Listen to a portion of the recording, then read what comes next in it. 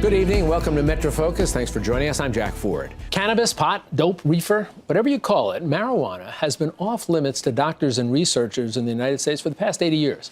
But now we're seeing a major push nationally, both for its recreational and also for its medicinal purposes.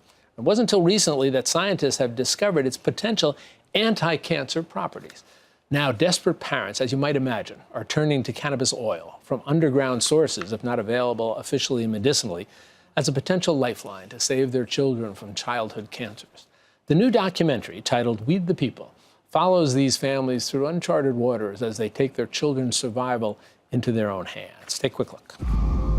I just find it staggering to accept that with the billions of dollars that are spent on cancer research, that the medicine that we were relying on is made in somebody's kitchen. Oh, that's gorgeous. The whole drug policy reform issue is a human rights issue at its core. Why, as a society, are we denying people the use of something that I have seen over and over and over again be helpful?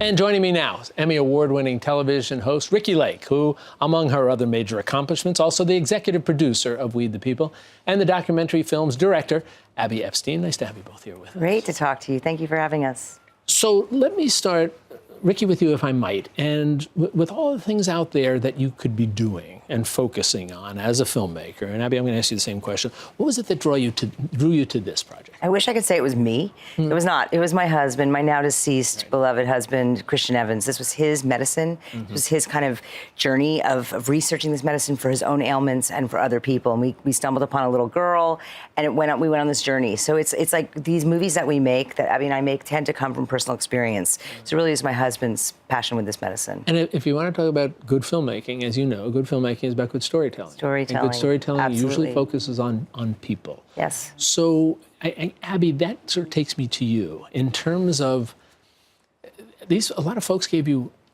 incredible access to moments that were intimate and provoking and very difficult for them. So going into this as a filmmaker, what were your concerns about following these people in these most difficult moments that you could ever imagine in someone's life? Well, it's terrifying. It was actually really terrifying, because here we are taking on these characters, taking on these children and their families and really having no idea, who will survive, who will do well, who might get really sick. I mean, it was actually really terrifying. And I felt like we were on this journey with the families. I don't feel like we were documenting them from afar. I felt like we were living this with them, and it was quite a roller coaster for 5 years. And I think that's a sign of great filmmaking, that you're taking everybody, including yourselves, on a journey here. So give me a little description of the hurdles that these families are encountering here in terms of, or maybe a better question to ask is, how were they learning about the potential impact that the cannabis oil could have for them and their children? I mean, I think I don't know how they first had access. It's like it's like putting the pieces of the puzzle together. First of all, they have to live in a legal state. So most of the families lived in California, which they were lucky enough to have access to the medicine and to be able to get a legal recommendation. One of the families. They would read things online too. Yeah. Like you would Google, if you Google cannabis and cancer, get a whole ton of studies, Well, you look at some, I mentioned to two of you when we were talking beforehand, my daughter's a cancer surgeon, GYN oncologist, and she and I talked about this. And, you'll see about pain, helping you deal with pain, about using this as opposed to other opioid sorts of medications. For nausea. But for nausea. But I think what's fascinating, among other things about the film, is you're talking about the notion of this derivative of marijuana actually fighting cancer cells. Right. Not just put a mask over your pain or your nausea, Yes. but actually fighting cancer cells. Killing the cancer does. cells and not the healthy cells. Yeah. Yes. Like that's the. I don't want to give away the whole film, because I want people to watch it. But just tell a little bit about what this research is suggesting. Well, you said we went to Israel, and in Israel they're leading in the science. And what do they find? We did. Yeah, we went to the Technion in Haifa, and we went to the University of Jerusalem, and we really talked to the top top cannabis scientists.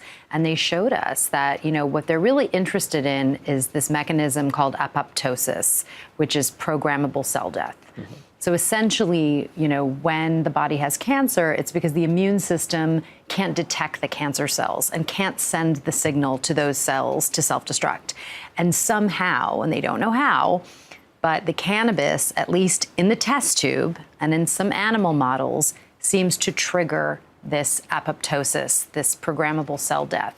So the cancer cells commit suicide, but the healthy cells are intact. And they're able to phenomenal. pinpoint the different They can find strains the different- for the specific cancer. So this Yes. strain of cannabis works for prostate cancer, but doesn't work for breast cancer. So they're now figuring out what works best for which cancer. And we should probably, so that people not familiar with it, just give a quick sense of what we're talking about when we're talking about cannabis oils. Right, yeah. As opposed to the sort of the smoking it. psychoactive Yes. smoking thing that everybody is to some extent familiar But we're with. talking about whole plant, so it's Right. not just CBD. I know CBD, they talk a lot about epilepsy, but with cancer, shrinkage, tumor shrinkage, you need the whole plant. Right. But it's in an extract. It's in a cannabis oil extract. So explain. Exactly, yeah. I mean, a lot of people, I think, when they hear about the movie, they're like, oh, these little kids are smoking pot, and it's like, there's no smoking. First going thought is reefer madness, Yeah. the Right, old, right. The old, Cheech and yeah. Chong. which It you is not see, this. you And know, in the film. that's I think what we have to change in our minds and in the culture is that when you hear cannabis, you don't immediately go to like a rolled smoking joint, because this medicine is being ingested, it's being taken in pills, in extracts, in tinctures,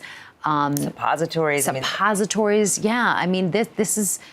It is still smoked, and smoking is helpful for certain conditions, especially people who need a very immediate onset of pain relief. But no, for the most part, I mean, these are it's like a botanical. It's like no different than any botanical, drug or medicine. So what did you find then in following these folks on their journey?